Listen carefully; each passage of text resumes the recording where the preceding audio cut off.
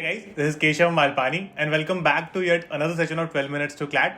So today we're going to discuss about a very recent controversy that was politicized quite a lot. Okay, we're talking about the Karnataka colleges hijab controversy and इसका काफी discussion हुआ media पे here and there, and people had different, you could say, opinions about this particular incident.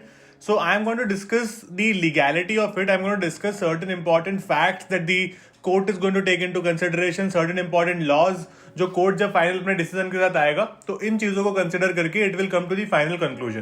But उससे पहले let's try to understand कि ये पूरी controversy क्या है.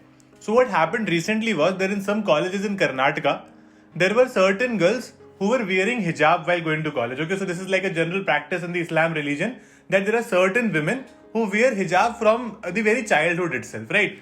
So वो लोग हिजाब पहनकर कॉलेज में जा रहे थे and the college authority did not allow them to enter the college premises. और उन्होंने ऐसा क्यों किया? बिकॉज दे सेड कि भाई यहाँ पर हिजाब अलाउड नहीं है, वी विल नॉट अलाउ हिजाब इन हियर. अब इसमें इशू ये उठ गया कि क्या हिजाब पहनना गलत है या फिर क्या हिजाब पहनना उनके रिलीजन के लिए बहुत ज्यादा जरूरी है, right? These are certain things that were discussed in media here and there. आपने काफी बार न्यूज़पेपर में भी पढ़ा होगा. तो let me first make you guys understand as to what exactly hijab is.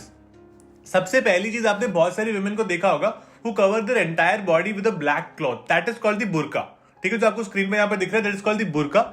उसके अलावा एक सेकंड पार्ट होता है विच इज कॉल्ड निकाब. निकाब का क्या मतलब होता है कि आपको क्लियरली यहाँ पर आंखें दिख रही है उनकी, ठीक है, लेकिन आपको उनका प्रॉपरली चेहरा नहीं दिखता है एंड बेसिकली पूरी बॉडी पर ही होता है वो. It's just that only eyes are visible.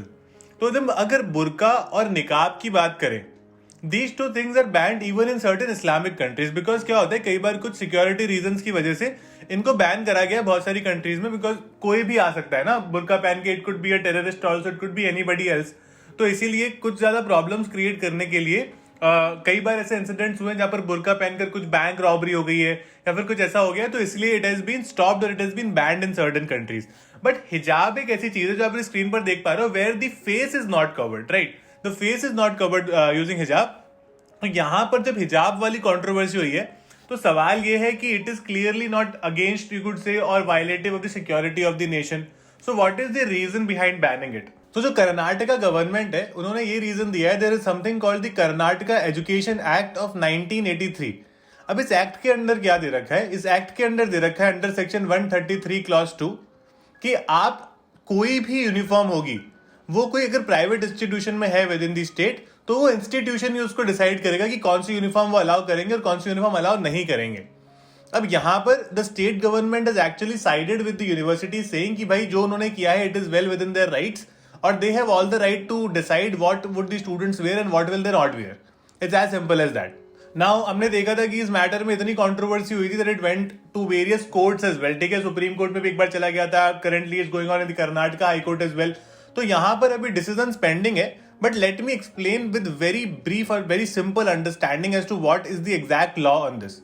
So when the Constitution of India had come into being, obviously our constitution makers had realized that India is not a country with just one religion. We have so many religions in this country. We are a very diverse country.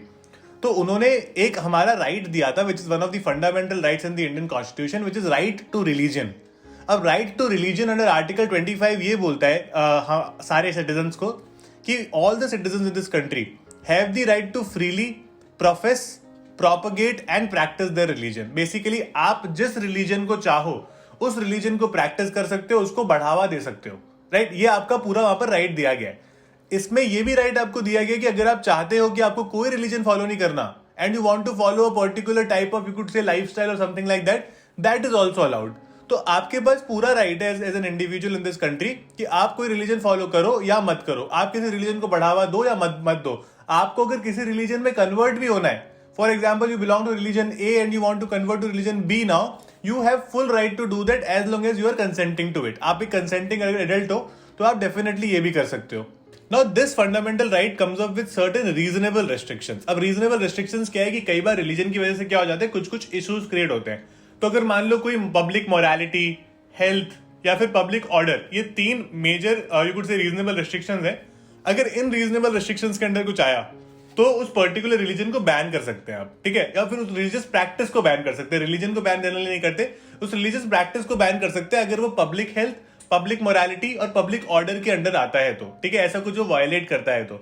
अब सवाल ये उठ रहा था बहुत बार कि क्या ये जो हिजाब पहनना है विमेन का, is it violative of any moral you could से इश्यूज, या फिर ये कोई पब्लिक हेल्थ इश्यूज क्रिएट कर रहा है, या फिर you could know any kind of issues that is creating with respect to public order also. तो Karnataka high court when it comes up with the decision is going to appreciate these certain things that obviously they will have to consider कि भाई किस चीज को violet कर रहा है कि इसको बैन किया जाए. इसमें एक इंपॉर्टेंट इशू ये भी है कि जैसे जो फंडामेंटल राइट्स होते हैं they are mostly enforceable against the state authorities. इसका मतलब है जो गवर्नमेंट की जनरल अथॉरिटीज होती है ना, स्टेट अथॉरिटीज जिसको हम कहते हैं, उसके अंडर ही ये यू कुड से एनफोर्सिएबल है. आज कोई प्राइवेट अथॉरिटी के आप अगेंस्ट नहीं जा सकते कि हमारा फंडामेंटल राइट को वायलेट कर रही है.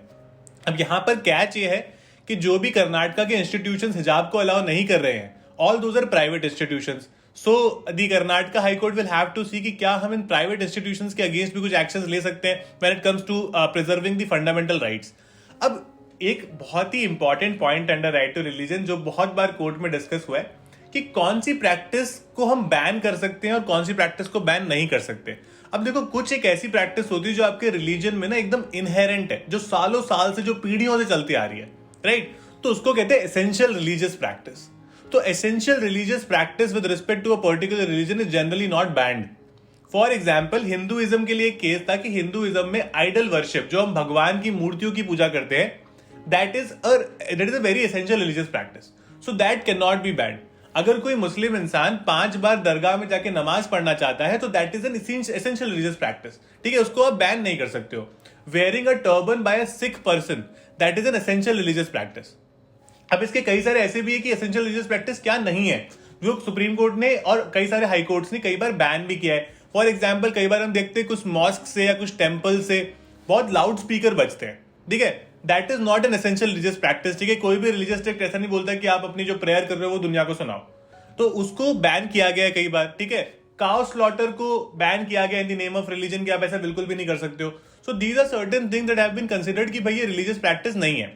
रिसेंटली 2016 में एक बहुत इंपॉर्टेंट केस आया था, जैसे कि उसमें क्या हुआ था, in the air force of India there was a Muslim man and he said कि भाई मुझे बड़ी दाढ़ी रखनी है because that is an essential religious practice because you are allowing the Sikh community as well to do this. तो हमने air force और आर्मी में जनरली लोगों को देखा है कि वो बाल थोड़े छोटे रखते हैं and they are clean shaven general. ठीक है, अपने को तो नीट एंड टाइडी रखते हैं. तो यहां पर सुप्रीम कोर्ट का ये कहना था कि आप जो पर्टिकुलर सिख रिलीजन है उनकी वहां पर रिलीजियस टेक्स्ट में दे रखा है कि आप अपने बाल, या जिसको सिख कम्युनिटी में केश कहते हैं, वो आप नहीं कटवा सकते हो. ठीक है, आप अपने बालों को नहीं कटवा सकते हो. वेयरएज यहां पर मुस्लिम्स का जो रिलीजियस टेक्स्ट है विच इज कुरान, उसमें ये कहीं नहीं दे रखा. So that person was expelled from air force और उसने ये केस किया था कि भाई मुझे गलत तरह से एक्सपेल किया गया. तो सुप्रीम कोर्ट सेड दैट कि नहीं, आपको एक्सपेल बिल्कुल राइट ग्राउंड्स पे किया गया and it is not a religious essential religious practice. Similarly हमने 3-4 साल पहले देखा था दैट ट्रिपल तलाक वाज बैंड. तो ट्रिपल तलाक एक प्रैक्टिस थी जो काफी टाइम से चलती आ रही थी इन दी मुस्लिम रिलीजन, बट उसमें सुप्रीम कोर्ट ने कहा कि ये तो कोई एसेंशियल रिलीजियस प्रैक्टिस भी नहीं है, in fact it is so discriminatory against women. तो उसको ऐसे बैन कर दिया गया था. Now as per my understanding, hijab is no way kind of going against the morality or you could say public health or public order के against तो नहीं जा रहा. But let's wait what Karnataka High Court has to say with respect to it and keep a sharp eye on what the court decision come, what is the reasoning of the decision, because this is one of the most important topics for this year that you guys can actually study in very deep. उसके अलावा I think a lot of you would know that I've been teaching on Unacademy as well. I've been taking a lot of classes on current affairs, on legal reasoning and so on. उसके अलावा मैं काफी सारे quizzes करता हूँ, critical reasoning, English, उसमें बहुत सारे डाउट्स है लोगों को, बहुत सारे प्रॉब्लम्स है. So I make life easy for you there. So you can join my classes there. In fact you can enrol for any of our batches as well. ठीक है, you can use my code Keshav live और मालपानी, कोई भी एक इनमें से, and gate 10% of. आपको सारे लिंक इसके डिस्क्रिप्शन में मिल जाएंगे. I be very happy to guide you for CLAT 22, 23, 24. आप किसी भी साल के लिए प्रिपेयर करने का प्लान कर रहे हो. All the best, guys. If you like our sessions, please subscribe to our channel and press the bell icon and don't miss any update from us. Keep liking and keep following us like this. उसके अलावा आपको अगर यहाँ पर कुछ भी doubt है या आपका कोई particular opinion with respect to this हिजाब issue, please mention in the comment box. We'll take it from there and answer for you guys. All the best.